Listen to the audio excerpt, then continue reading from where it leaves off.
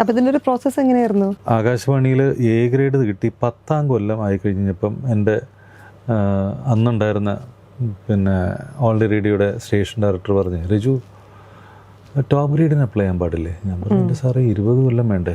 അപ്പോൾ പറഞ്ഞു, ഇല്ല ഇപ്പം 20 ഇയേഴ്സ് ഇപ്പോൾ കണ്ടൗൺ ചെയ്തിട്ട് 10 ഇയേഴ്സ് ആക്കിയിട്ടുണ്ട്, രജുവിന് അപ്ലൈ ചെയ്യാമല്ലോ എന്ന് പറഞ്ഞു. ഞാൻ ഒന്ന് ഞെട്ടി.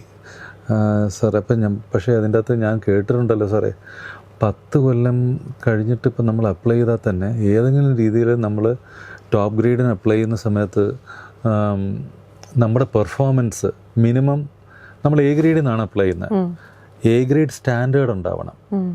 എ ഗ്രേഡിൽ നിന്ന് ടോപ്പ് ഗ്രേഡ് അപ്ലൈ ചെയ്യുമ്പോൾ എ ഗ്രേഡ് സ്റ്റാൻഡേർഡ് നമ്മൾ ഈ പറയുന്ന എല്ലാ പാട്ടുകൾക്കും ഒരു ഒരു മിസ്റ്റേക്ക് വരാതെ അത്രയും പെർഫെക്ഷൻ, ഒരു എ ഗ്രേഡിൻ്റെ ലെവൽ ഓഫ് റെൻഡിഷൻ എല്ലാ പാട്ടുകളിലും ഉണ്ടായിരിക്കണം.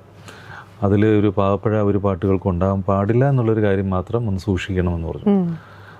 അപ്പം അങ്ങനെ റിസ്ക് ഫാക്ടർ ഏറ്റെടുത്ത് നമ്മൾ ചെയ്തു കഴിഞ്ഞാൽ നമ്മുടെ എ ഗ്രേഡിനെ വേണമെങ്കിൽ ഡി ഗ്രേഡ് ചെയ്യാം. അങ്ങനെ ഒരു റിസ്ക് ഉണ്ടെന്ന് പറഞ്ഞു.